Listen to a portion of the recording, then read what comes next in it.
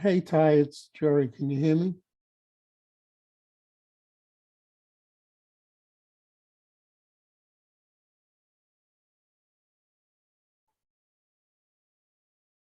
Good evening, Ty. Do you hear me?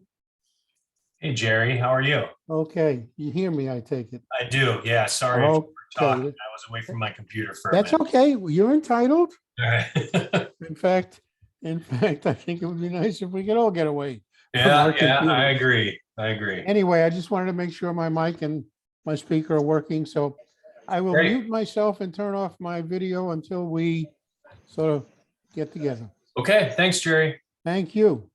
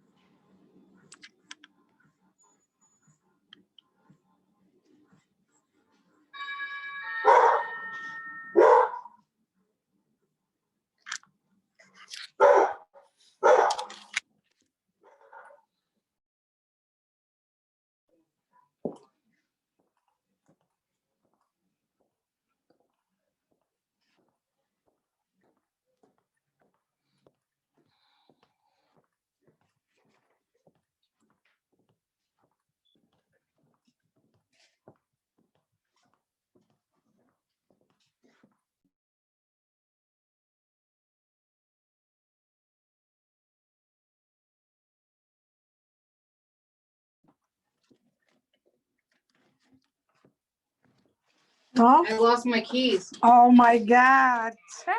I Hey, have hey, keys. group. I don't have keys.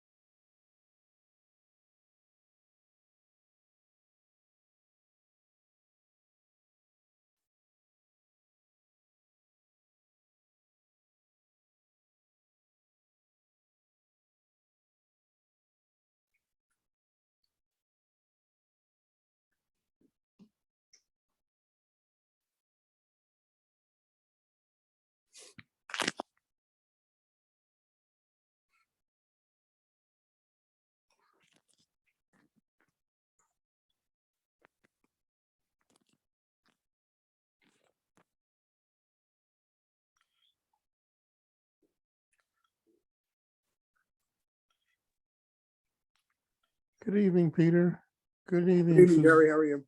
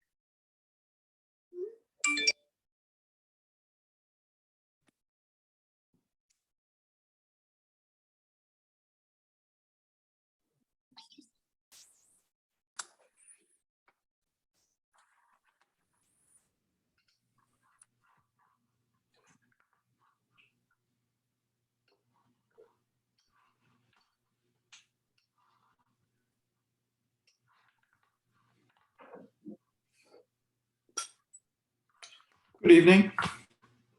Good evening.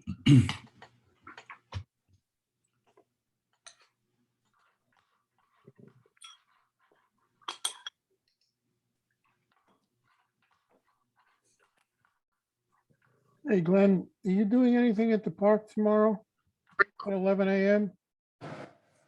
No, we're gonna try to get started again next year. Okay, I mean, we might put some flowers on a flag or something, but nothing organized. okay. Just wanted to know what I should be doing. Thanks, Yeah. Scott. Thank you. Thanks for asking. That was Jerry. I just signed on, but that was my question for Glenn because I checked the Carroll Park Instagram and stuff, and I wasn't sure if it was there. So Yeah, we For tomorrow. are planning on doing a tree lighting, and there was somebody who reached out to the group inquiring about maybe setting up a menorah in the park too, but I'm not sure where that's. Okay. Gotcha. Oh, that's. Yeah.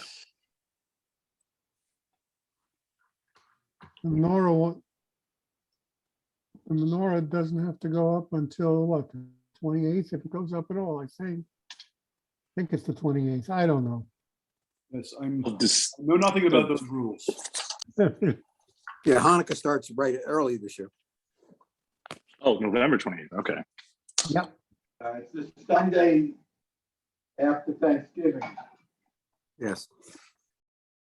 Sounds right. that's the 28th.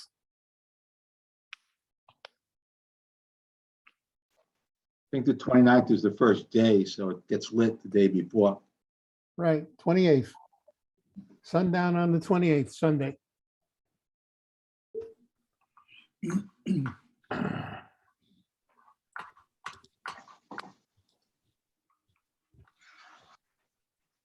Good evening, everybody.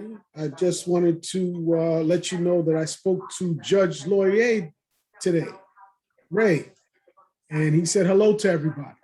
So if you remember, Yep, prior board member Of course. now circuit court judge who took over the seat for Sotomayor. He said hello. Sure do remember him. Anyway, Was he, Leroy, was, if, I think that's a little before my time, but was he the vice chair previously? Because I think, and then Devin Cohen replaced him? I believe Or so. mine. I believe Okay, I so. think, Yeah, So I remember when he was an officer, he wasn't the president Right, or chair. right. He was not the chair, but he was an officer. I think he was Gotcha. vice chair, but I'm not 100% sure if he was first or second vice chair. Paul, I just Yeah, I saw Paul can't- Basile in the chat. I'm sending you Paul, I'm sending you I'm resending the panelist invite now, okay? I already Just- upgraded him, Mike.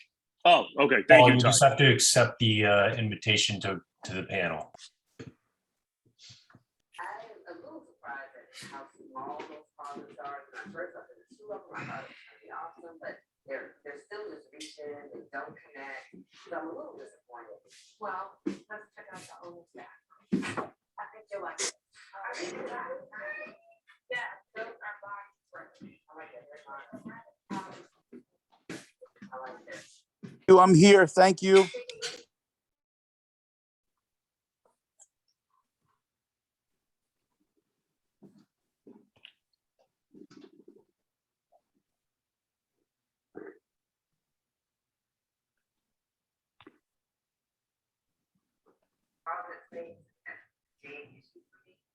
Hey, Paul.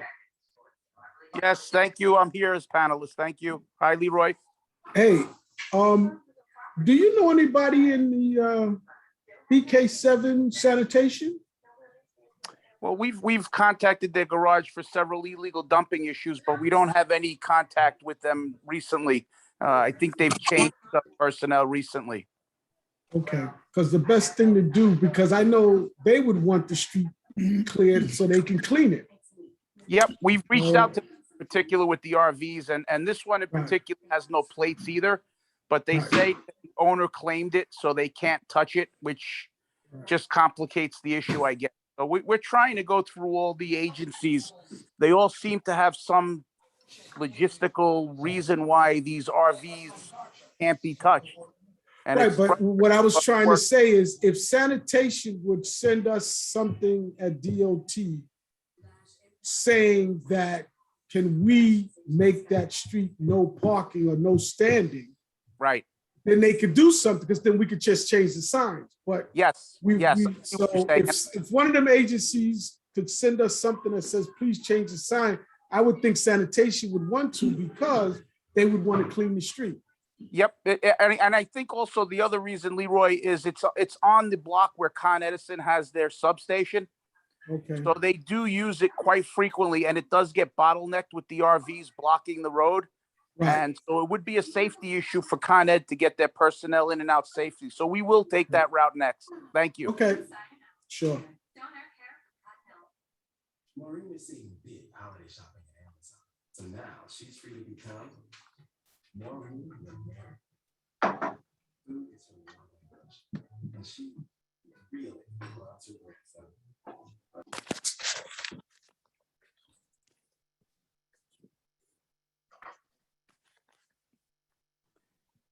We're very close to a quorum, Peter. I think we're one short. We'll wait until, what time is it now?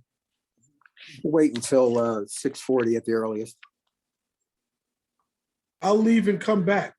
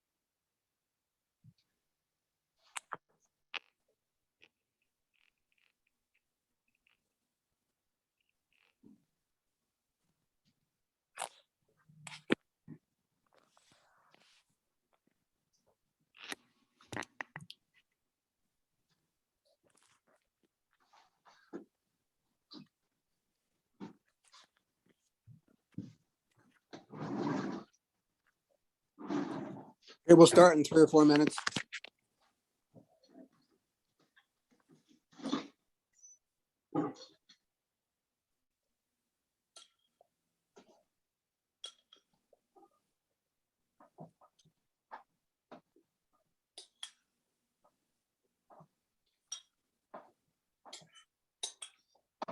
Recording in progress.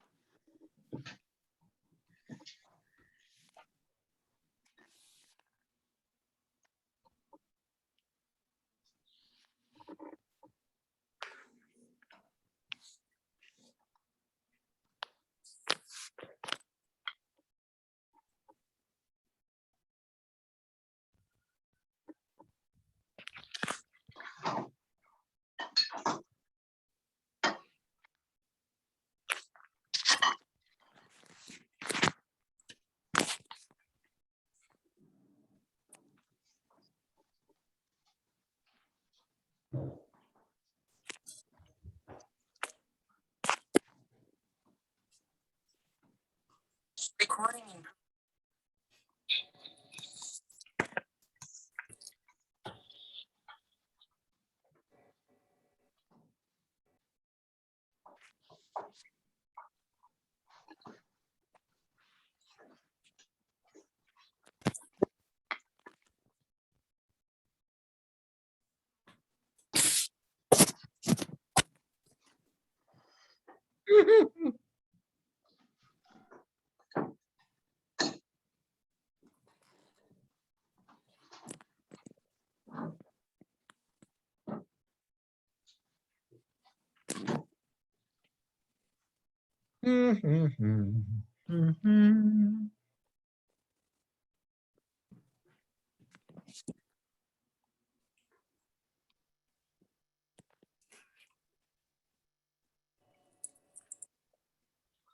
Good evening, everyone. I'm Peter Fleming, the chair of Brooklyn Community Board 6. I hope everyone is well. It's nice that you were able to join us tonight. We are again on Zoom. It seems to be the safest course. Perhaps in January, we will consider having a meeting where you can join us in person, but we'll take the advice of the health experts, and we will we'll go from there. I had my 3rd shot yesterday, so I'm feeling the effects a little bit. I'm a little sore and a few other minor things, but I'm here with us tonight, and I hope that I should be able to last for the entire meeting. It shouldn't be too difficult. Again, this is our November meeting, and I just wanted to hold on one second.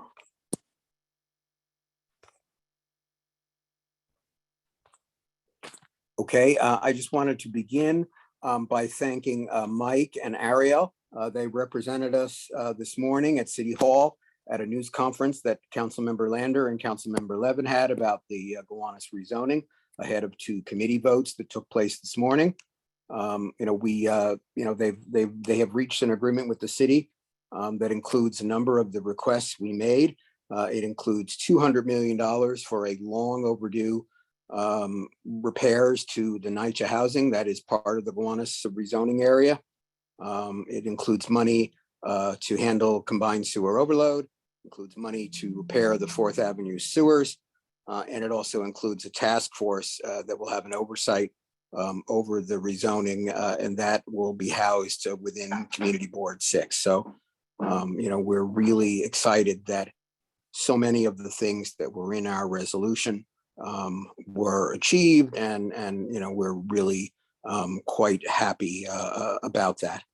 Next up, Mike and Ariel and David and Alex will be working about working on the committee and who will be a member of that, and we'll bring that committee to you once we have suggestions on who to include. As part of my my full disclosure, Mike and I met, I don't know, 2 weeks ago, I guess, with a developer who is wants to build on a piece of land in Red Hook. It would be no residential, it would be commercial space, as well as medical facilities, and then office space for their own organization. We expect that it'll come to landmarks and land use within the next couple of months. But we gave them a little bit of guidance, but it seems like they're doing everything right. They do need some change to zoning, but again, they're not looking to put in residential in an appropriate place. They're just merely looking to build a commercial building that seems very suited to the site, which is empty right now. So it's not like we're losing an existing building. We're in fact gaining a building. And as I said, there'll be some space for, light industrial or, makers or artists or that kind of thing. So, we were very happy. Mike and I were very happy to give them the benefit of our guidance, and, we'll go from there. Yeah, and for reference to that, people might recognize it's actually the lot next to the Pizza Moto location on Hamilton Avenue, which I remember when I was on permits and licensing, people were shocked that anyone was applying for and it seems to be doing well there. But yeah, sorry, I didn't mean to, just for the lot reference, it's on Hamilton next to Pizza Moto. I forget the exact cross street off the top of my head. But again, up to them what they build, and they'll make their proposal, to the Landmarks and Land Use Committee. But I wanted you to know, and again, in the interest of full disclosure, that we met with them, so that there are no secrets between us about who we meet with and what we talk to them about. Do we have any actual elected officials in here tonight that need to be recognized? I don't think yet. I know Joanne is going to try to jump on, and Brad is going to jump on later, I think. Okay. All right, great. So we're going to then go on to the district manager's report. Obviously, Mike gives a daily update of things, but he may have a few things to mention. Yeah, I mean, basically, I would reiterate what Peter said about the rezoning. Thanks for Ariel being there. I mean, it was kind of tough because even we got word of it so late that I text a few people that were, involved in it. I text Alec. I was on the phone with Brad at 7 a.m. And one of the things we're going to be working on is the makeup of that committee, because the points of agreement indicate that we are allowed, I don't know, allowed is the right term, but we are required to develop that committee with the right kind of membership. And I know Ariel and David have been very involved in this stuff, and Alec as well. And also, I will say one thing that I was particularly encouraged about, I remember when I first got this job that, when we were talking about the rezoning and our conditions back when Sire was chair, and we'd first written the set of letters regarding what we wanted in it, the city was very firm that in no way could the rezoning incorporate capital improvements for NYCHA properties, particularly considering that they're technically outside of some of the map. And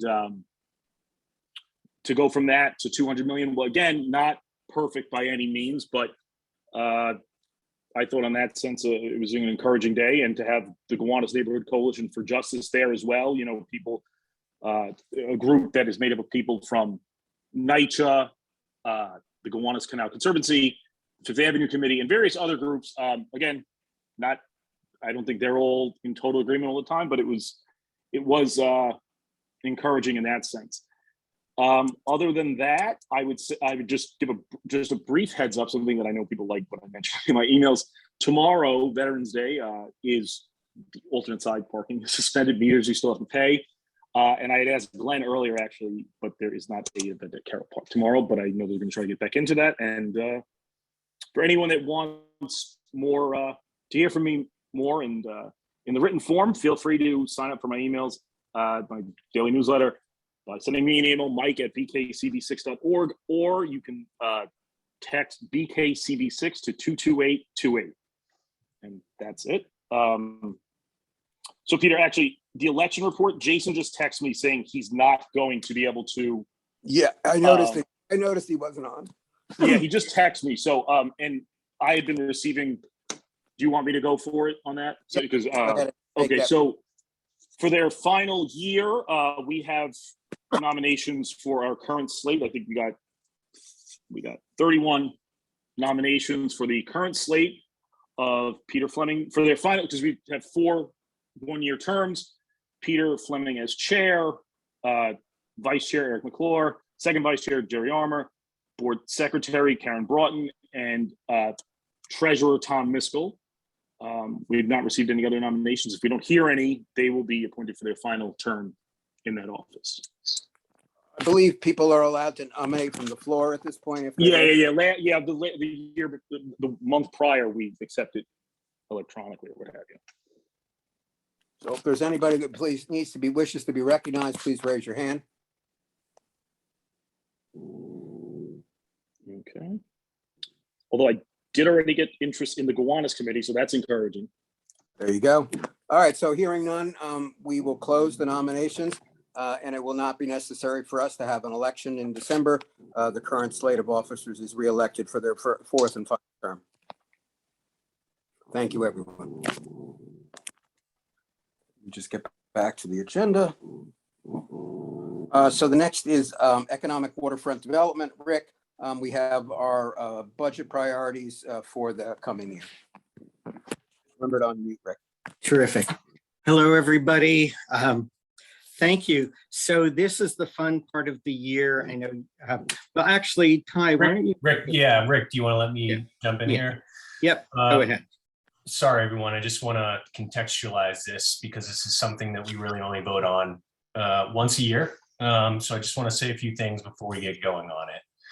And Rick's about to give us some highlights, but before we turn it over to him, I want to thank him particularly, excuse me, and Samara Trilling, Rebecca Cobert, and Natasha Campbell, all of whom volunteered to work on this year. This is a bit of an unforgiving task, and I really appreciate their work on it. Rebecca and Natasha were new to the process, and we really hope to continue to have their input as we move forward with it. Many of you know that Rick's been doing this work for years, real yeoman's work. He's a pro at this. He does an excellent job, and I personally really enjoy working with him on it. And Samara's been working on this for 2 years now and has provided a lot of critical insight and hard work as we're constantly striving to improve this process. It's really an imperfect process. So for a little context on what we've done in the last few years with this, last year we reached out to other community boards and exchanged ideas with DCP about how to improve this process at our board. And this year, Rick and Samara attended a seminar with DCP, which provided us with a lot of good context for the process. And for next year, we're planning to take this work. I don't want to step on anyone's toes. I don't know if all the chairs know this yet, but we're planning to take this work to the Economics, Waterfront, Community Development, and Housing Committee, because this is a project that's really needed a committee for a long time. And that seems like the best committee for it, given Rick and Samara's participation in that committee and the fact that among our heavier, more regular meeting committees, that's the committee that probably has the least charter mandated review processes. And so while we really appreciate everyone's input on this, and I love the instinct that always pops up here to rearrange and debate these lists, but I want to point out that this is a constant rolling process. And while these recommendations are really important expressions of what the board believes should be the city's priorities in the district, I think you'll notice that Rick is about to express some really macro themes here.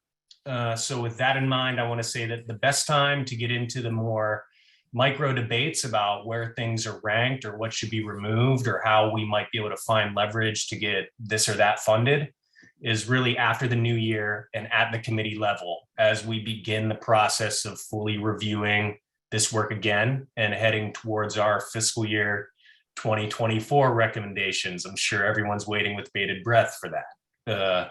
So if you're interested in participating, please send me an email. We'll make sure you're part of the process going forward, even if that means we put you on a new committee. And with that, I'll hand it over to Rick, who's going to give you some highlights. Thank you, Ty. Thank you, everybody. It's been an interesting process this year. I mean, I think those of you who've been around for years know that this is a perennial process and sometimes more challenging than others. What we don't want to get hung up on is kind of the laundry list and what goes at number 3, what goes to number 6. And so I think it's important to back up and put this in context. So this is a once-a-year process. We are looking at fiscal 2023. So it's July 1st, 2022 to June 1st, 2023. And it's a multi-month process where the community board provides its kind of needs assessment and prioritization, which then gets factored, goes back to individual city agencies, which then incorporate it to the extent that they can or wish to in the mayor's preliminary budget, which then winds its way through the city council, et cetera, et cetera. So it's a long process, but we have multiple points of input. The process ultimately for us is supposed to yield in that list that you see of both capital and expense items, but the broader strategy and priorities are what's more important. And so what we have been asked to do is identify current trends, current situations like COVID, like economic pressures, like gaps in affordable housing, translate those into what are identified as the 3 most pressing needs, and then filter that down into specific budget priorities. And so, which is why we shouldn't get hung up on the numbering. The 3 most pressing needs that the community board has for the last couple of years, we've been pretty consistent on this. One is affordable housing, and that's both new as well as preservation of existing, including NYCHA and various levels of affordability. 2 is commercial and economic development, and that means everything from the street businesses to the IBZs to workforce training. It's all of the sort of jobs and economic aspects. And then 3 is resiliency, which, as we all know, having been not just through Sandy a few years ago, 9 years ago, but most recently Ida, is a huge, huge issue that the community board has sought to make its voice heard. So those are the 3 kind of core issues. What I always, and I know I'm a bit of a data nerd, but I'm always very focused on raising our own awareness of disparities in the district, because we often get sort of cut out of some of the city allocations because they look at our community, which goes from Red Hook, Columbia Waterfront, well, you know, all the way up to the park. And on average, we are one of the wealthiest and healthiest neighborhoods in the city. But what happens is you look at that macro data and you say, oh, they don't need any help.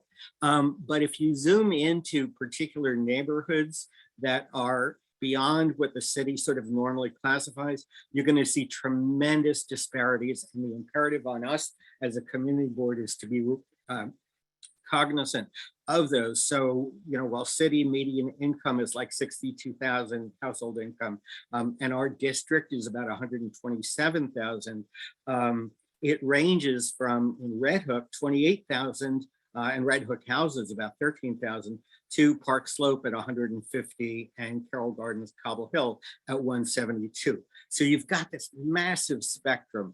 And so unless you're attentive to neighborhoods of greatest need and what those needs are, then you're really selling us short as an overall community. So that's my soapbox, and that's what gets reflected in a number of the priorities.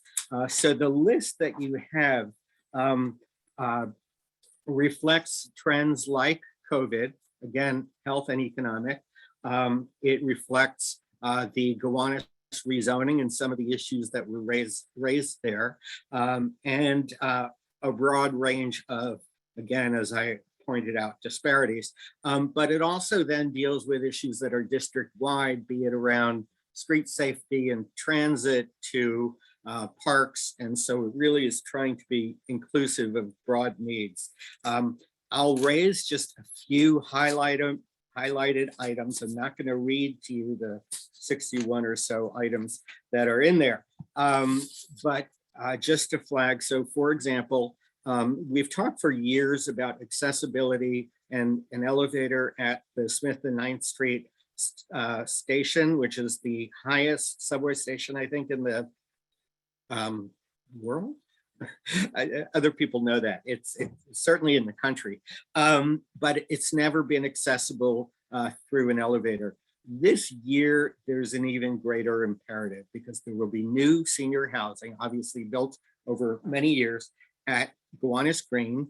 And if seniors are being given housing, but not access to accessible transportation, we've got a real problem. It's also the subway station that is nearest to Red Hook residents, both NYCHA and otherwise. And so there's sort of a transit equity issue, as well as issues around seniors and people with disabilities. So that's one item that we will keep pressing on. And frankly, that's something that is not a short-term success.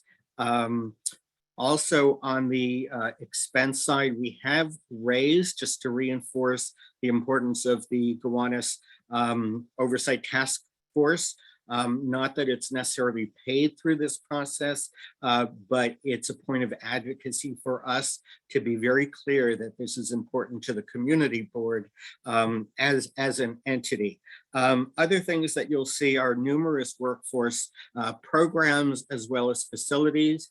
You'll see an ask around New York City Health and Hospitals to put more consistent testing and vaccination at Red Hook, a mobile testing site that's been set up typically at the recreation center, but very unpredictably. So residents don't know when to go or how to make an appointment, if they need to make an appointment, et cetera. So there's expanded efforts there.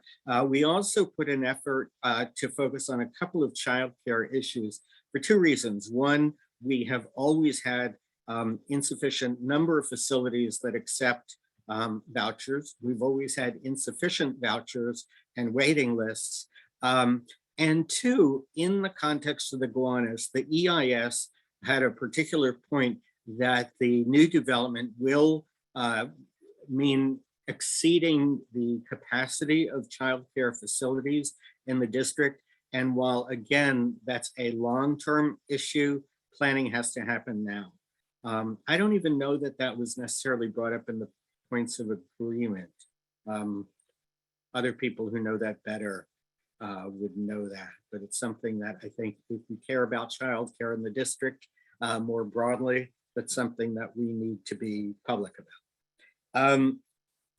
And I don't want to go into too many others. I don't know if anyone's had a chance to read it or if it puts you to sleep or not. So, but but feel free to ask questions or thoughts or suggestions. This has not yet been submitted to the city. So after this meeting, Ty will have additional opportunities to refine, not just wordsmith, but really, shift some emphases around to reflect today's, if we have a discussion. Do we need to have a vote on this or? Yes, we do. All right, first of Yes. all, any discussion, please raise your hand if you have something you'd like to say.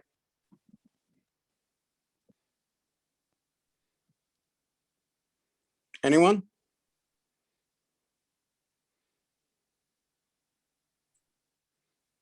I hope I didn't put anyone to sleep. I don't think so. Joanna, remember to unmute yourself. Yes, hi, good evening.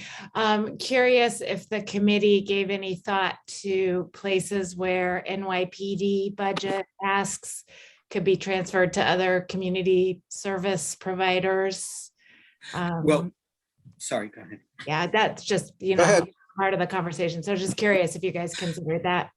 Yeah, and that is something you raised last year, I recall. And what we did this year is we emphasized a number of areas that we see are kind of, so we didn't say take money from here and put it there, but we emphasized social service and health issues that are more contributive towards more effective, and not heavy-handed policing. The other thing is that instead of asking for staff, which is something that had been done in past years. We shifted that to training, for example, around the neighborhood coordinating, the NCOs who are on the ground, but that rather than just the NCOs, all of the police members, I think, need training. So that's kind of how we dealt with it. It is something we can absolutely sort of talk further about, particularly in the context of the new administration. But that was sort of the approach. Great. Anybody else have a comment or question? Seeing none, we're going to take a vote on this. If there is anybody who wishes to either state that they are against it or that they wish to abstain, I ask you to please note that in the chat right now. I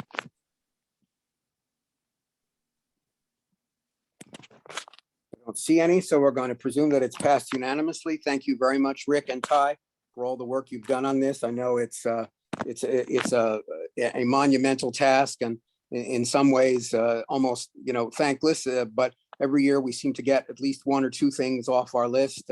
So, in that way, it is in fact something that's good for the community. So thank you both for your efforts. And I see that Council Member and Controller-elect Lander has joined us, so he'd like to make a few comments. I invite him to do so. Thank you so much, Peter, and it's really wonderful to be with Community Board 6. Thank you for giving me a couple of minutes tonight. I'll try to make the holiday party if there is one, or the December meeting, but this may be my last Community Board 6 meeting as your council member. And of course, for the last dozen years, it has really been just a super, super honor to work so closely with you. Those, some of you probably don't know, but I was a longtime Community Board 6 board member before I was a city council member, and learned a lot about the community and politics and partnership and coalition building. What I want to talk about today especially is the Gowanus rezoning. I think probably many of you will have seen that this morning we announced an agreement with the administration that I'll come back to in a minute. And then at the zoning subcommittee and the land use committee, there were unanimous votes in favor of the modified action, modified in many of the ways Community Board 6 recommended, which I'll get to in just a minute. And it'll come to the full council on November 23rd. So that, sorry, I have to turn off my cooking for 1 second. That will be the final vote in the council, but I really see this as an enormous Community Board 6 victory. And however you voted, there was an overwhelming yes with modifications vote, and we'll talk about some of those modifications and how they made it in. I think if you go back even further, Community Board 6 started talking about the Gowanus rezoning like a decade ago, and there were 5 or 6 main priorities. The community said, you know what, if we shape our priorities, if we say what we want to see, then we got a lot better chance than if we just wait and let City Hall propose a plan or someone else propose a plan. And the goals that Community Board 6 set was, we can create a lot of new affordable housing, mixed income housing around the canal, but it really has to be inclusive and generate opportunities for everyone, including our public housing neighbors. It has to be mixed use and preserve and strengthen the arts, artisan, light manufacturing character of the canal, support the IBZ, create space for artists and artisans. It's got to invest in the infrastructure that would be needed to sustain growth in transit and schools. It has to focus on and center sustainability and environmental resilience, support the cleaning up of the canal, and lean into the future that we are facing amidst climate change. It has to support job opportunities and workforce development and community service programs for people so that we're really building a strong and inclusive community.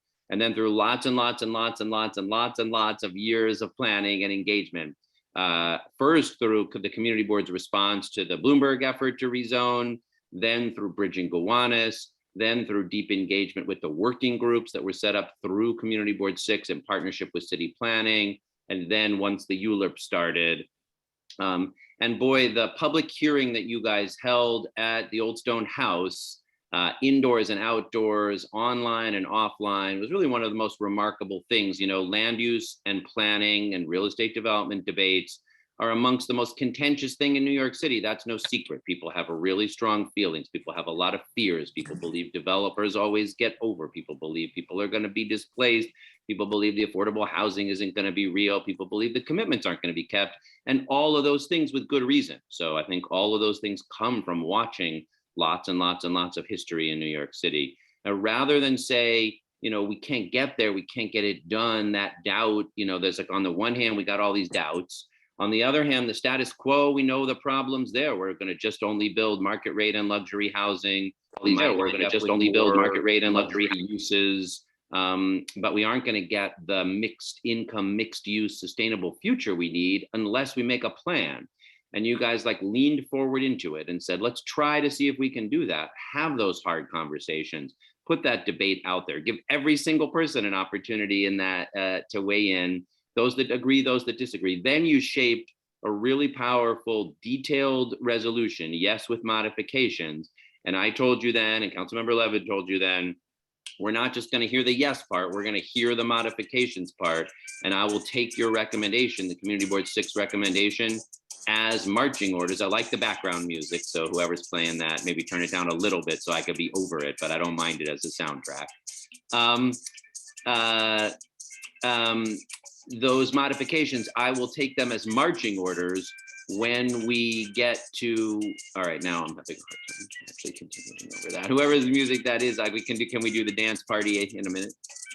I'm trying to unmute them, Brad, but I don't see anyone. Oh, there we go. Okay. All right, that's a little quieter. That's good.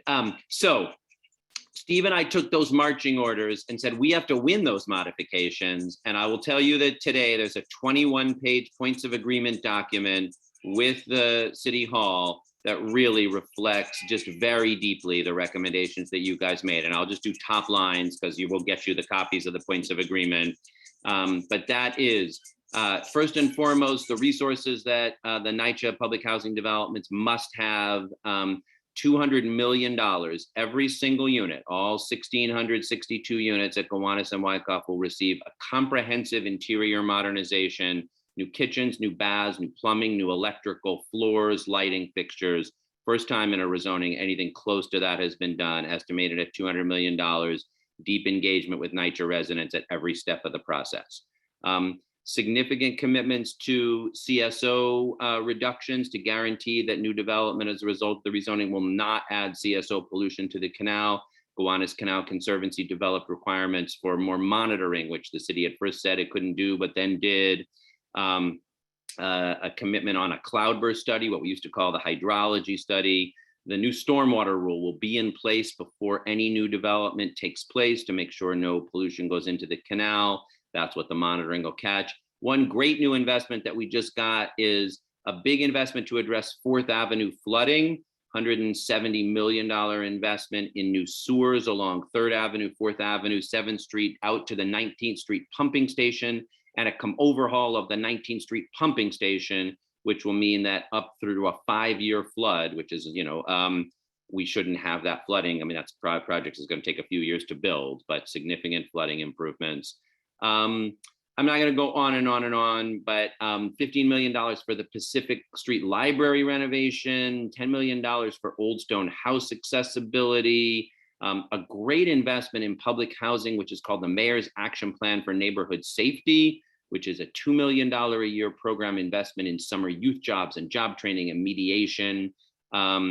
And then we made a really good deal for the American Can Factory to be able to be preserved, not just the buildings in the front, but the kinds of light manufacturing uses that are there.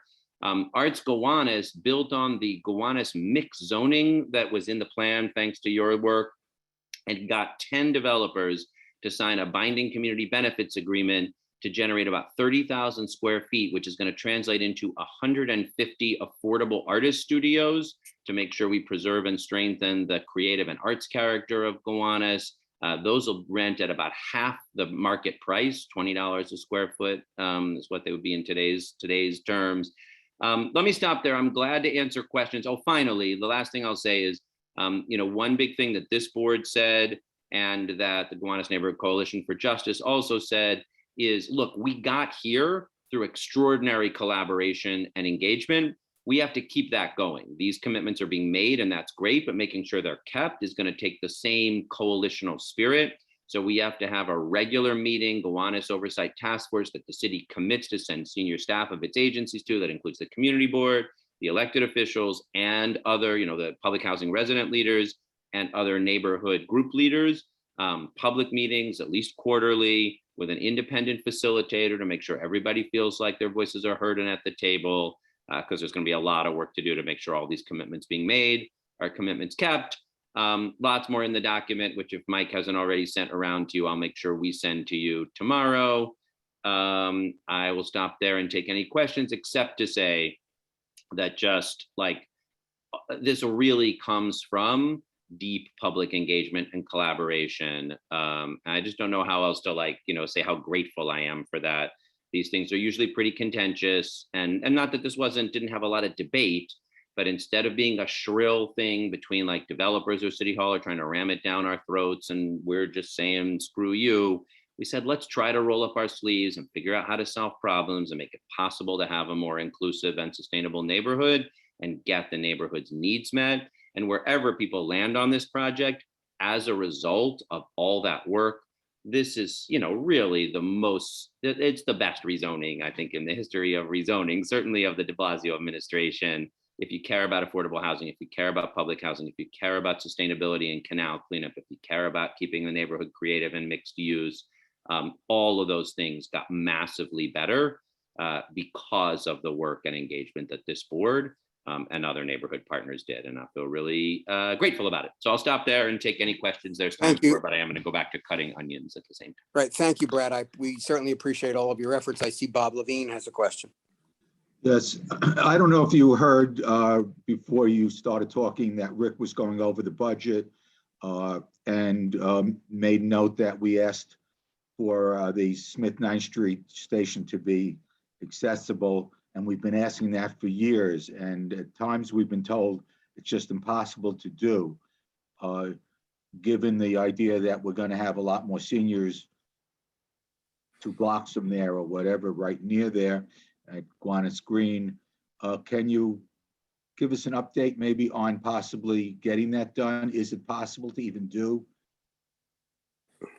I'll be honest, I don't know we fought hard all together to get the accessibility at 7th Avenue. And thank you for that. Yes. 7th Avenue is underway, and that was many, tens of millions of dollars and lots of community fight.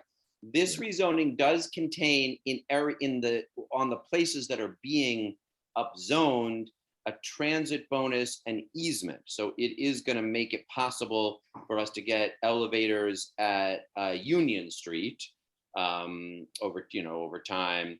But the plot on which the Smith 9th station is not in the rezoning area. So it's not covered by the transit easement or transit bonus.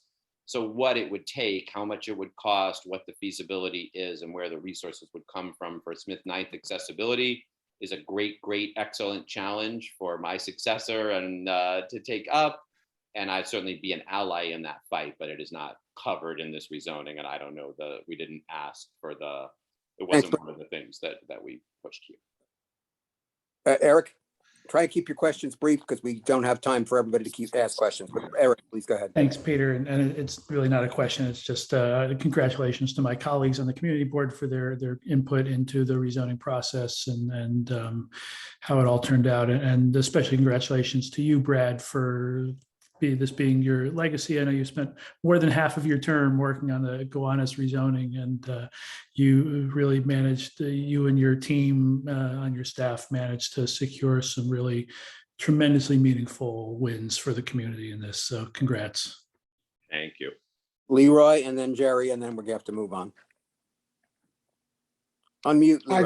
I just wanted to say that the things that were included in this rezoning was unprecedented.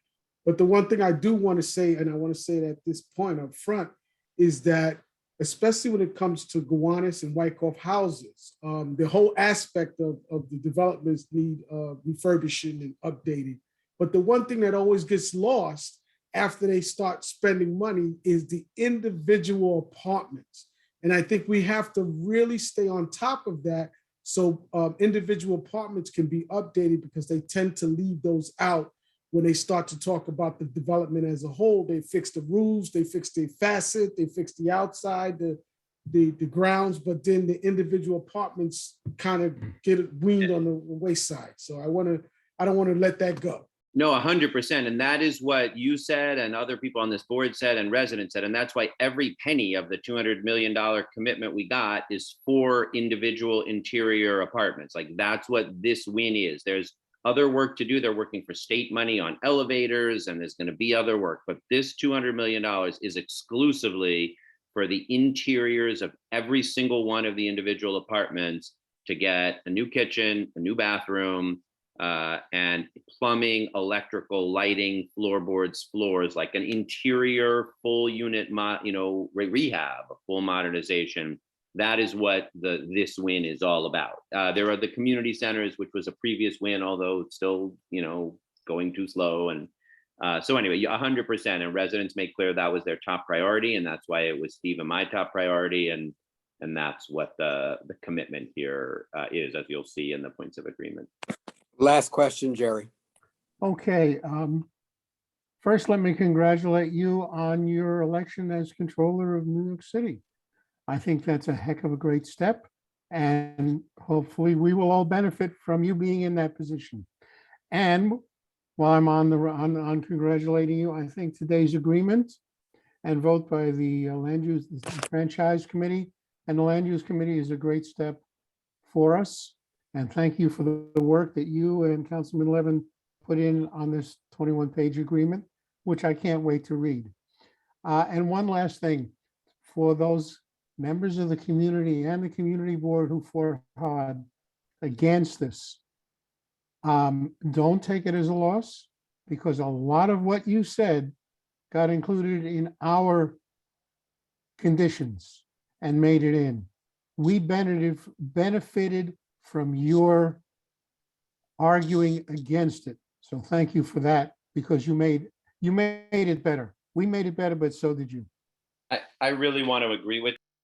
I totally understand that people will not, whatever. Some people are going to sue and they don't feel like it's a win, and that's of course their right, and I respect it. But there is just no doubt that the pushing of everyone, including project opponents, was a significant factor in pushing us and pushing City Hall to do many of the things that are in this document, and that we're going to make room for those voices to be at the table as the oversight and implementation work goes forward. Great, thank you. We have to move on to Rachel as chair of permits and licenses. There are some motions there. Please remember to unmute. Yep. Thank you all. Okay, so we had 2 applications for full liquor licenses at our last meeting. And we actually did have a quorum. The minutes say that they're recommendations, but they actually were full motions. So the first was for 390 Social Corp, which is in the location of Slope Space at 390 Fifth Avenue. And at the last community board meeting, there were members of the community that had been that had come and spoke at the public community session and had brought some concerns about this particular space, specifically about the backyard. The applicant, in between the last meeting and this meeting, had chosen to completely close the backyard, and they are not going to have any outdoor space, and heard the concerns of the community. And so there is no outdoor space at all in their plans for their restaurant. So they had already planned to do that prior to even appearing before our meeting. We did have many members of the community still come and speak, and the applicant was very open to listening to all of the concerns. And actually, a lot of the sound concerns were from prior events that they had already planned from slope space that they had agreed to host, that they realized that they shouldn't have done.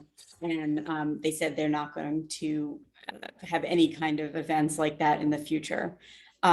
So basically, they plan to just have a bar and tavern in this space, and their hours were well within our accepted operation. And everything else was, we felt was completely within what would be acceptable for us. We just really wanted to give the community an opportunity to speak with the applicant prior to approving the license. And we actually approved it unanimously after that. Are there any comments or questions for Rachel? Please raise your hand. Rachel, I don't remember, what was the actual motion? The motion was to approve it as presented. Because I'm really, I didn't think of this that night, and I should have, but I'm really thinking about adding to that, an amendment that would say that they specifically, because they said it, but we've heard people say things before, that they specifically will not use that backyard unless they come back to the community. Well, I mean, their application doesn't have anything to do with the backyard. They took it out of their application completely. No, I understand that, but what Right. I'm getting at is I want to go a little further, because it's not in there now, but once they get their license, what's preventing them from beginning to use their backyard before coming to us? Well, they can't, because they'd have to amend their license again. They'd be out of compliance.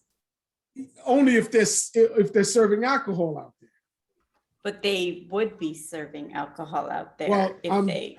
yeah, no, I understand it, but I think Right. the community was very much against them being in that Right. backyard. And Right. I'm just trying to see if there's anything we can do now to just make it a little stronger, that they should not use that backyard without coming to us. Right. I mean, I think that they were pretty, they by taking it out of their liquor license, they know that they're risking the fines, which they went through with their lawyer, and their lawyer stated that as well. Plus, they also, that the other thing that they did do, they had given the letter to all the neighbors in the surrounding, in the apartment that abuts the backyard, back part of that's on 6th Avenue. And they gave they gave the personal phone number, the cell phone, for that. So, I mean, it's up to you if you want to make, if someone wants to make a friendly. Someone has a lot of crowd noise in the background. Can I ask you to mute?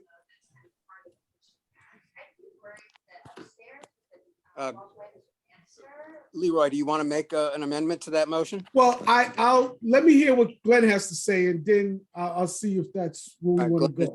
Please unmute yourself, Glenn. Yes, now that we record all of these Zoom meetings, we actually have an audio visual document that we can use to prove that they have said all of this, that they had no intention of using the backyard. But having said that, I agree with Leroy. There's no harm in making a statement, at least a statement acknowledging their commitment not to use the backyard. We should make that part of it, part of our motion, so that the SLA is aware of it, because we've not seen their SLA application. So I mean, we could put it in the SLA is aware of it. We could put it in the letter, just stating that they said that that saves us the procedural of having to go through amendments and votes and everything like that. So I think that's all we need to do. Yes, Mike, then if we just make a I'll note, accept that. we just make a note in the letter that we state that that we were told by the applicant that they have no plans to use the backyard unless they come back to the community board for its permission to do so. I think that should suffice. Sure. Right. And Rebecca Colbert, you had something to say. Oh, it wasn't much. It was just that we definitely like brought this up during the meeting. Like, I don't want it to seem like we didn't bring up the fact that community members were skeptical about the use of the backyard. And they really gave a very thorough explanation, understanding the fines that would be incurred and the, bad will in the community. So just for the record, during our committee meeting, this was definitely something that was discussed. Right. Thank you. Oh, no, Also, it was Right. definitely discussed. I don't want to make anybody think that it wasn't discussed. Right. My only thing. Go ahead. Assemblywoman Simon needs to speak, so if we can just get to a vote on this. All right, go ahead. So anybody who is against this motion, if you could please note so in the chat, or if you wish to abstain, and if you're abstaining for cause, please state that. Seeing none, Rachel, we're just going to interrupt you for a moment so we can hear from Assemblywoman Simon, and then we'll come back to you. Joanne, you have to unmute yourself, please. I unmuted myself, but I am in a noisy environment at Penn Station, but I have Wi-Fi here. So anyway, I just wanted to join you and thank you guys for all you do. Just a very quick report. I was up in Albany today at a hearing on the use of zero emission vehicles in New York State and how we are going to implement that and move forward so that we can achieve the goals of the CLCPA. It was very fascinating testimony, and it's a complicated issue. So I just wanted to make sure people knew that we were moving forward on all of those climate goals, and we're really focused on making this happen. And I'm certainly happy to entertain any questions from anybody. I don't see any. Oh, one from Joanna Smith. Hi, Joanne. Just curious if in that discussion today, there was any mention of alternatives to vehicles in general. There's a lot of emphasis on electric vehicles, but those bring with them some other issues in terms of congestion continuing, wear and tear on roads, that kind of thing. Was there any talk about pumping up? No, in a word, thought. primarily because, and I'll let this finish. Primarily because we have a statute in New York that defines how it is that vehicles can be sold. And there's a big issue with Tesla and others who want to sell directly through the dealer network. And that's really the sort of legislative issue. We did talk about infrastructure in other ways, but the nature of the hearing was not really about alternatives to vehicles, but making the vehicles we have, various fleets, et cetera, to be zero emission. Last question from Paul. Yes. Senator, I want to talk about the RV issue we have citywide and specifically in Sunset Park and Park Slope and Gowanus and Red Hook. These vehicles are registered as regular vehicles. They're not registered as commercial vehicles. Therefore, they only need to move on alternate side days. If the state would look at the registrations of these vehicles and their weights and classify them to be commercial vehicles, they wouldn't be able to store their vehicles on the roads and park on the sides overnight, which is a help because they are living in these RVs and just moving them on alternate side days. And there is no way that the city or the police department's able to ticket them as overnight parking as commercial vehicles. So we're hoping that someone up in the legislature can take this up and see how these vehicles are misappropriately registered and using our streets inappropriately. Thank you. Thank you, Paul. We're going to go to Rachel's second motion, and then we'll go to Senator Kavanaugh. Okay, thank you. This was a quick one. This is the 552 Court Street, doing business as a Romy. This is a group of all people who have worked in the industry before, but have never owned their own restaurant. And it's going to be an Italian restaurant. They have normal business hours, 11 to 11, 11 to 12 on Friday and Saturdays. There will be a small outdoor space with 9 tables. There's a patio that they have, and the outdoor space fell also within our acceptable hours that of 11 o'clock during the week, and 12 and midnight Friday and Saturdays, which is also within our acceptable hours. So we approved the application unanimously. Any And no comments? no members of the community were there for this one. Any comments or questions for Rachel on this one?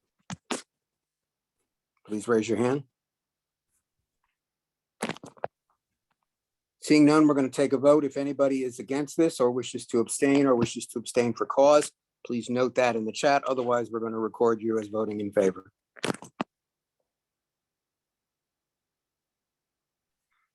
Seeing none, the motion passes. Thank you very much. Before we move on, Senator Kavanaugh is here, and we invite him to make a few brief remarks. Please remember to unmute yourself. I'm unmuted. Thank you. I will keep this brief, but thank you for allowing me to interrupt your proceedings and say a few words. I'm just going to do, and thank you to Mike and Peter and everybody on the board for all of the work you do for the community. I'm just going to give 2 brief updates, and then if people have questions or comments, I'm happy to take them.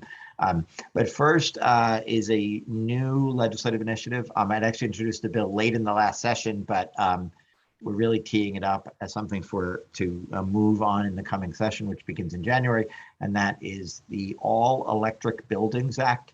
It is a bill that statewide would ban any new permits for fossil fuel powered buildings after 2023, and conversions of existing buildings from all electric to other fuels, to fossil fuels after 2022.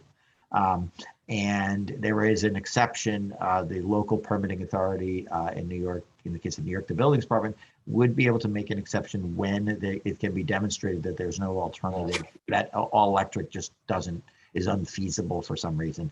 But the goal here is to end this process of installing new gas burning infrastructure that is going to continue to pollute our planet and contribute to climate change indefinitely. It's particularly an issue in Brooklyn, where National Grid has emphasized that they need to continue to build new large-scale infrastructure in order to meet demand of future new customers, growing demand, they say.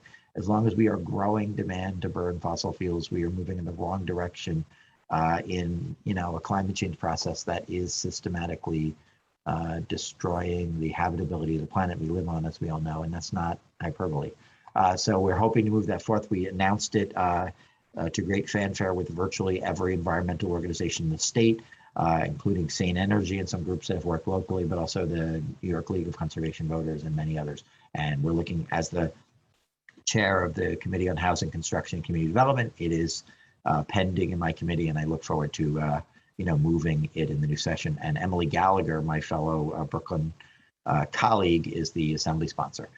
Just another update. We've worked a lot on the last couple of years on code enforcement and making sure we're using all the tools available to make sure homes are safe for people who live in them, and also for first responders that have to respond to incidents in them. We're continuing that effort broadly. We have a broad package of bills that we passed in the Senate, and we're hoping to take up in the Assembly.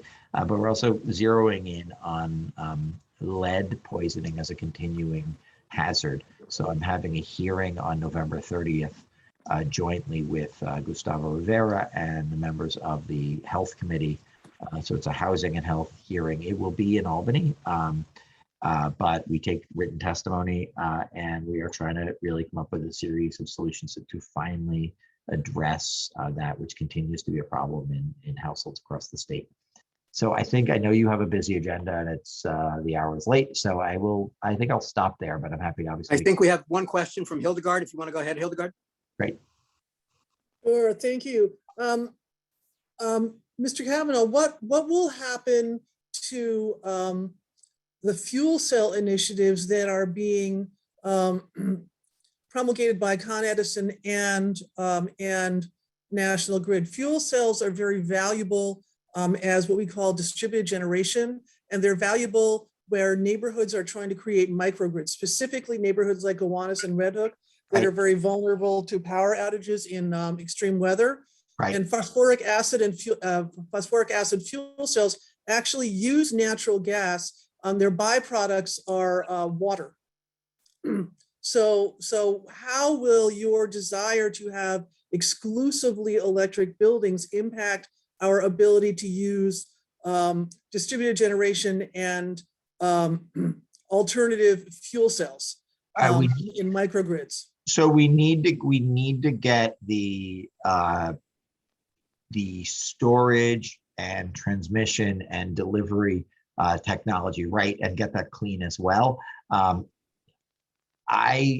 Just candidly, the fuel cell issue, to the extent you're talking about a fuel cell in an individual building as part of the infrastructure for that building, if it requires natural gas as the bill is currently written, it probably would be prohibited from being added to that building. The bill does not address the sort of the grid of the infrastructure. We need to greatly expand the reliability and our ability to deliver electricity. But I will tell you, I will take a look at the, I don't want to get into a sort of a highly technical back and forth here, but I will take a look at the question of fuel cells and how that is being addressed. But the goal here is to stop, certainly stop conventional appliances, gas dryers, gas heat, gas stoves from being installed in our homes and in our businesses, so that we can Please stop reach having out this to me problem. for expert testimony. That's one of my areas of expertise. I'm a Good. PhD and a licensed engineer. I'm glad I raised it. Always, I will follow up with you. Okay, quick question from Eric, and then we'll move on. Thank you.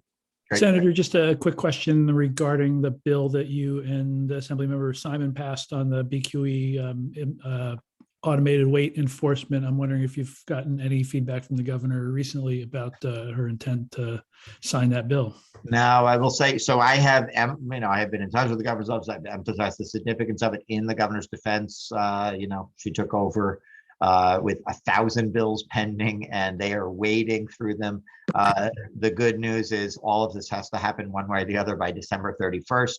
I have not gotten any indication that there is a problem with the bill, given how thoroughly we negotiated with the city and the Assembly and the Senate lawyers. I imagine if there is a concern, any concern, it would be a sort of technical concern that could be addressed by some kind of a technical amendment, but I can't make any promises. The process is such that after the bill gets sent to the governor, there are either 11 or 12 days in which he needs to sign it or veto it. It's November 10th. We're unlikely to wait until December 19th or 20th. So I imagine it'll be going to the governor's desk soon, but I don't have a date on that. Thanks. Thank you, Senator. We're going to move on to David Briggs, Chair of Landmarks, for a motion there. Thank you all. Hello. Okay. So at our last Landmarks meeting, we had a certificate of appropriateness for 26 Tompkins Place for a rooftop addition. Actually, Ty, before I start, should we take this opportunity to announce when our 2 next committee meetings are? Yeah. I'll go ahead and do that. Landmarks land use, because of the holidays, every year we inevitably have to reschedule your November meeting. We're going to meet on Thursday, December 2nd. That will be our typical November meeting in advance of our December full board. And then your next meeting after that will be Thursday, January 6th. That's Thursday, January 6th, in advance of the January full board meeting. Great. Thank you. Go ahead, David. Okay. Yeah. Ty, do you want to pull that up again? Okay, so let's just, this is a pretty straightforward application. It's a rooftop addition on Tompkins Place and in Cobble Hill. There's photos of the existing building, historic photo and current photo. Next slide, there's the rear. Next slide. So here's a sketch, just an axonometric showing where the addition will be on the top of the building. Next sketch. There's a street elevation on the right showing the proposed addition. On the left is the existing elevation. Note that on the right, there's a couple air conditioner units on the top of the rooftop extension, as well as a chimney extension as well. Thank you, Ty. And there's a little outdoor terrace area there right in front of the extension. You can see the railing right there. Perfect. We are in sync, Ty. Next page. Here's a rear view on the left. The existing condition on the right is the proposed addition. Interestingly, the addition on the, at the rear is finished in coated copper, material I happen to like. But facing the street, if you want to go back one, Ty, it's finished in brick. I think that was their attempt to match it to the original building. All right, so let's go ahead. Next slide. All right, so here's the existing roof plan, skylights, air conditioning units, hatches, so forth. And then here's the proposed extension on the roof. The street is in the on the top side there. I'm sorry, it's on the bottom side. So that terrace you see on the bottom is the one that would be looking towards the street, and then there's a very narrow terrace facing the rear yard. So they pushed the extension back to minimize any visibility. Next slide, please. Here's a section showing that visibility line from across the street, from someone standing there. Next slide. This is just showing you where it is on the Tompkins block, which is one of those cross blocks in Cobble Hill that runs perpendicular to most of the streets. Next slide. Just more aerial photos next. So they actually put a pretty good mock-up that you'll see, I think, on the next slide. And so here they're just flagging things that'll pop up that you'll see from across the street, from the is it Kane Street? But you know, not a whole lot of visibility, but there is some in view number 1 you can see there. Next slide. These are more visibility shots. Not too much. Next slide. So this is the mock-up, which frankly deserves some kudos for, because we've been giving our applicants a hard time about their sort of lame mock-up. So they mocked up the extension, they mocked up the air conditioning units, they mocked up all of it and then wrapped it, and they did it right. Next slide, here's another photo of it. Next. Next. This is the terrace facing a street. Terrace is probably too glorious of a word, but anyway, that's the outdoor patio. This is at the back. Next slide. That's it, David. Okay, so there was some disagreement on the committee, but there was a motion to disapprove the application. And that motion passed 7-5 with 1 abstention. So the motion that's in front of us is a motion to disapprove. Are there any comments or questions for David about this motion? Please raise your hand.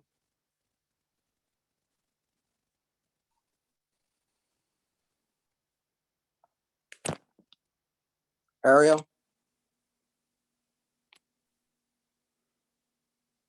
Please remember to unmute. Sorry, why was it disproved? You're good. I think if I characterize it, I believe a few members of the committee felt that Tompkins and Strong Place deserve a little bit more careful review of things that are appropriate. they felt that the visibility, the extension from the buildings across the street, which I just have to point out are not from a public way, was enough to disrupt the character of that particular area of Cobble Hill. I can let others, Jerry, I think you had some things to add to that, but that's where I'll leave it for now. Did you say what the vote was? The final vote? 7 to disapprove, 5 to approve, 1 abstention. Alec, you have a comment or question? Yeah, I was just going to mention, I voted against this resolution and would have voted to approve the application. And basically, it's because this is not visible from a public right of way. And there was appropriate notice to neighbors. I see Paul's comment. I'm not sure what he's driving at, but there was appropriate notice to neighbors. We didn't have neighbors come in and say they objected to this. And generally, we have to be careful about landmark districts, but where someone can't see it from the street and the only visible, encroachment is to folks sort of in their 3rd floor or 2nd floor of the brownstone across the way. I think it's a concern. I understand that's folks' concerns, but that to me yields in favor of, a homeowner wanting to do what they want to do with their own house. So that's why I voted differently from the committee, to give some additional context. Thanks, Alec. Eric, you had a comment? Yeah, Dave, just real quick, from the adjacent homes, if they were to want to put solar panels on, they would need to be raised on platforms for FDNY access anyway, right? So the extension would not block the potential solar collection ability on the adjacent homes? No, as I understand it with the FDNY and their ridiculous rules is that their path is on the property. I'm doing another project now nearby and it's on the property. So no, it shouldn't have any impact on that. And if I could just, Paul, I'm not sure, there wasn't any outreach issues flagged, so I'm not clear. We asked, there were no neighbors present. They did. I think they didn't put flyers, David. Was that something with the flyers, I remember, or was I mistaken? Okay, I withdraw my comment then. I'm sorry. I think maybe that was the previous meeting where they were up and then they came down the next day. Somebody was saying something about that, but there was no. No, I rely on your memory. I'm sorry. If I had it wrong, I misspoke. I'm sorry. That's all right. No worries. Joanna, you had a comment? Yeah, there was also some discussion in committee about people buying single family homes in historic districts, knowing that they're in historic districts and then attempting to, blow them out as large as they could possibly go. But this project is within the FAR of this property and it's not visible from any thoroughfares. And so that argument, I just wanted to raise, I don't think it holds a lot of water. And I also thought this should be able to move forward. Great. Bob, please unmute. Remember, and what I voted no for was because of the terrace in front on the top. If nothing is on the terrace, yes, it's not visible, but you put anything there, any furniture, anyone there, an umbrella, any use, pretty much makes it visible and goes against the look and feel of any other building. We don't like putting in what people call Juliet balconies in the front or anything like that because of the same thing. And we've been pretty consistent about keeping the historic district not having anything in the front for its use, even though there's nothing to see at this moment. And that's what I was against, and I thought that was what the feeling was that the committee voted against it. I may be wrong if people aren't saying that, but that's why I certainly did, is that moving instead of almost everyone, just about everyone we have done, the terrace area has been in the back of the on the roof, not in the front. And that to me makes a difference of a look and feel that's different than the rest of the landmark districts. So sorry, Peter, if I could just step. So Bob, you did bring this up, and so since you brought it up here, I'm going to give you the same response that I gave in the committee, is that it is not our purview to review personal items that people place in front of their houses, on top of their houses. It's only the historical appropriateness of the architecture. People put things in their front yards. You know, I have things in my front yards that have nothing to do with anything that went in front of landmarks. And so you cannot see the railing from the street. And if they put an umbrella up there, which I guess is what you're probably talking about, or I don't think you're going to see chairs, that's a personal item that can go away. It's not permanent. So that, I think, is outside of our review. And you may not like the fact that it's there, but I don't like the fact that people put stuff, ugly potted plants in their front yard, but that's none of our business. All right, because this is likely to be divided, I'm going to need you to pay careful attention to what I'm going to ask you to do. A vote in favor of this motion is a vote to disapprove what the homeowners want. So if you are in favor of this motion, and that is you are against the renovations they want to make, I'm going to ask you to raise your hand and give us a minute to count them. So if you are in favor of this motion, please raise your hand. Again, everyone who is in favor of it needs to raise their hand.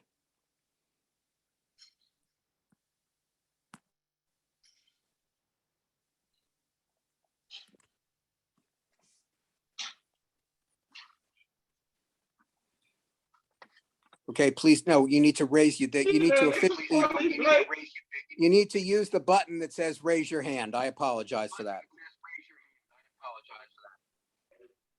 There's a button you have to push up above that says raise your hand.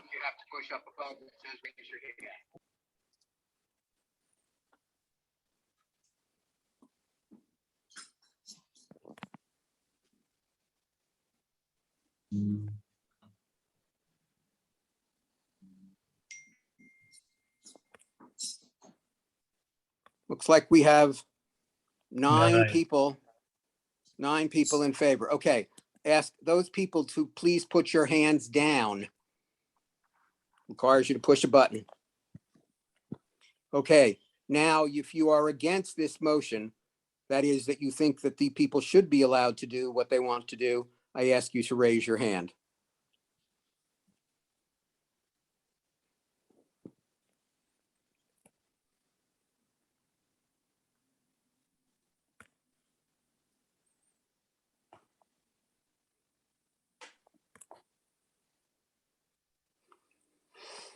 Okay, I see 15 against, so this motion fails.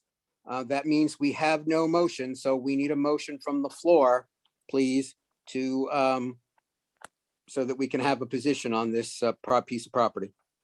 Peter, Okay, I would like to make a motion to approve the application as presented. I Okay, second it. second to that, second motion by Alec, second by David. Any further discussion of that motion? Hearing none, can I presume that the same 15 people who voted in favor or against the other one are in favor of this one? Anybody who wishes to vote against this, please raise your hand.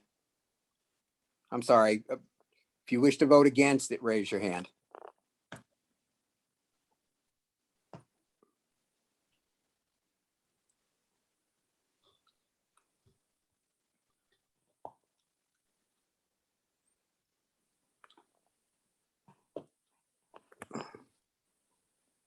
I see 7. Does that sound right? There's one on the other page. I see 8. 1, 2, Sometimes names get repeated onto the 3, next 4, page, that's why. 5, 6, 7, yeah, maybe. Yeah, I'm seeing 7. Yeah, Todd is on both sides. Okay. All right. So that motion passes. Thank you very much. And I believe we now have a motion from the Transportation Committee. Would that be Eric? Yep. Thanks, Peter. Ty, I'll wait for you to pop that up on the screen. It's a fairly simple presentation. It was, I think, the quickest committee meeting in history, but I will briefly take us through it. Ty, if you want to hop to the next page. This is just a Vision Zero and school safety slide. We don't need to dwell on that. Next slide. This came to us from DOT in the context of a capital reconstruction project, which is going to get underway in about a year and a half on a number of blocks as outlined in blue there on the slide, including reconstruction, resurfacing of streets, sidewalk and curb reconstruction, new work under the streets, some pedestrian safety and bicycle network improvements. Next slide. The area we're talking about is on the lower left, you can see the dotted line. It's 2 blocks of Columbia Street between LeCure and Huntington, adjacent to PS 676 and the Summit Academy, which takes up almost that entire block. It's an area where we have approved a previous project, I think in 2018 or 2019. But what's currently there is a 2-way roadway, 36 feet wide, 1 moving lane in each direction and the parking lane in each direction. Lots of truck traffic, and then the schools are right there. Next slide.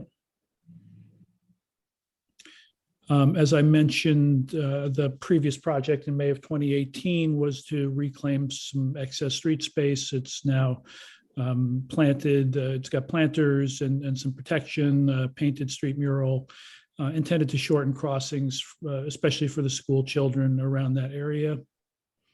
New crosswalks were installed in 2019. Next slide, Ty. So what DOT is proposing is to make those 2 blocks that are currently 2-way on Columbia Street between LeCure and Huntington into a 1-way northbound. We can stay on this slide for a second just so folks have a chance to compare. Next slide. The DOT's reasons for doing this are to improve visibility and pedestrian safety at the uncontrolled crossings next to the school, simplified vehicular circulation. The 36 feet is not terribly wide for a 2-way street. It's on the narrow side, so there is some two-way conflict. It would include some build out of painted pedestrian space, and it would actually include a northbound addition to the bike lane that currently on Columbia Street terminates at Huntington Street. So they'd be able to extend that 2 blocks north. Next slide.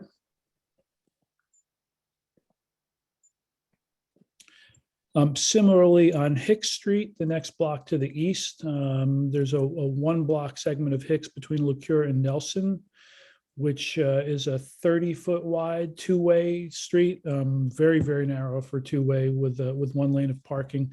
It's actually been, because of construction, in a temporary 1-way southbound condition for a couple of years. And what DOT is proposing is to make that situation permanent. Just a 1-block southbound only on Hicks. Next slide. And here you can see the comparison on the left, the 2-way configuration, and then on the right half, the proposed 1-way southbound configuration from Hamilton to Nelson. Next slide, Ty. Again, it's a matter of improved visibility and pedestrian safety around the school, fewer vehicular movements and easier circulation, eliminates the opposing direction conflicts that were happening there with a very narrow 2-way, and eliminates turning conflicts, and would actually restore some parking to both sides of that stretch of Hicks Street where it's only on one side now. Next. I think that's it. I'm happy to entertain any questions. Any questions or comments for Eric on this motion?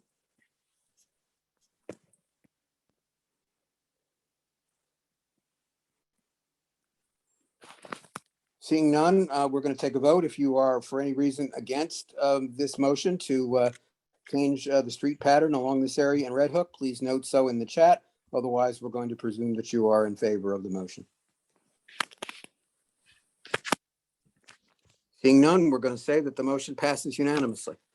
If there are representatives of elected officials here who wish to speak, I would ask if you could raise your hand so that you'll appear on my screen and I can call on you. Anybody?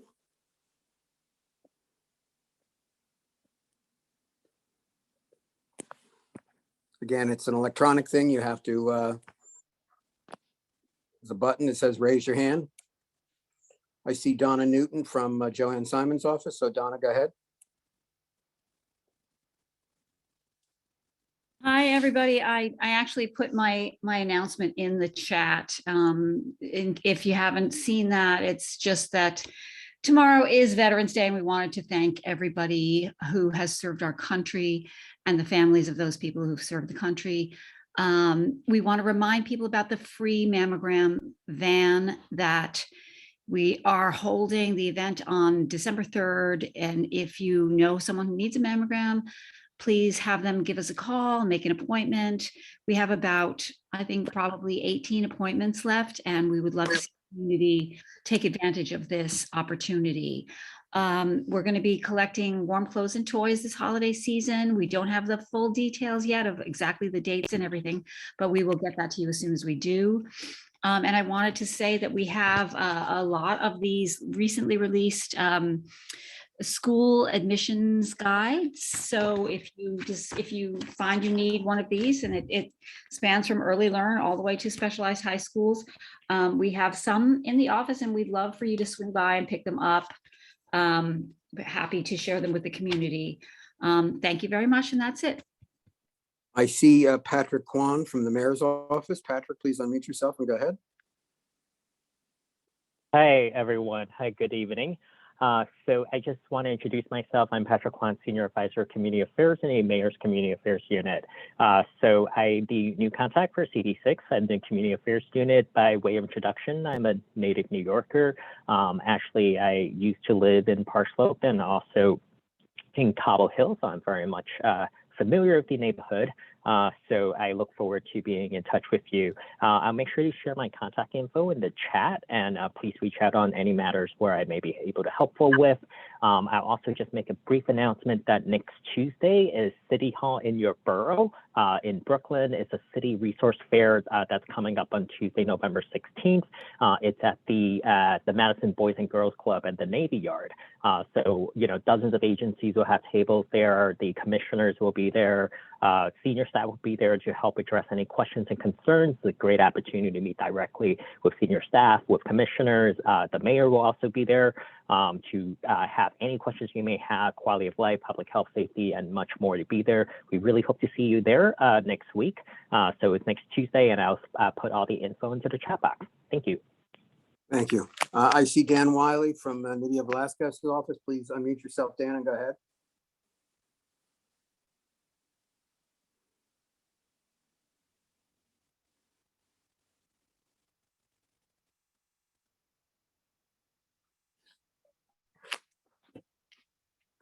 Dan?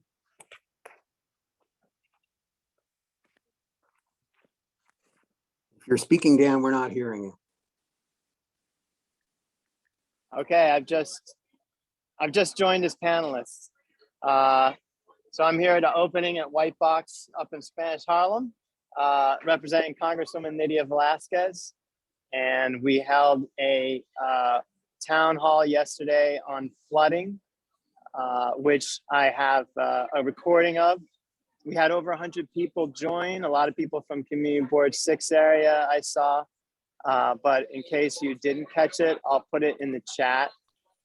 It was a resource for people to learn how to get assistance from FEMA, SBA, legal assistance, and also have an overview of the different types of flooding that occurs with severe weather and how Ida was different from Superstorm Sandy. The Congresswoman Velasquez held this town hall because there was a deadline of, well, there is a deadline of December 6th in order to apply for assistance. If you're a homeowner, if you're a renter, if you're a nonprofit, if you're a business, you can actually apply to get some kind of assistance, all kinds of different assistance to reimburse lost property, get more resilient. So I'll put that recording up on the chat. for people to view if you didn't get a chance to catch it. And also want to just recognize a lot of the good things that was secured in the points of agreement with the administration and the council members on the Gowanus rezoning to have a cloudburst study to cover Red Hook and Gowanus, and the IBZ, which is key. There's also a lot of resiliency measures and to reduce flooding. And also, I don't know if there's anything for childcare. That's what I need right now. But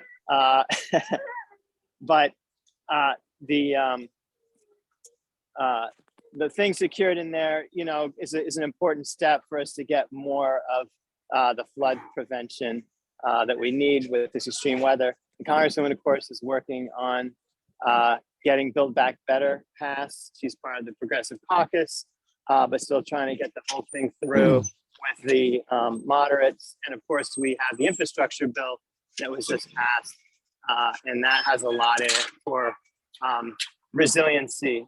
So $47 billion for resiliency projects. We're looking forward to seeing that coming down to the city. So anyway, I'll sign off, and thanks a lot. Thanks, Dan. I understand that we don't have anyone signed up for community session. So I think that concludes our business for our November meeting.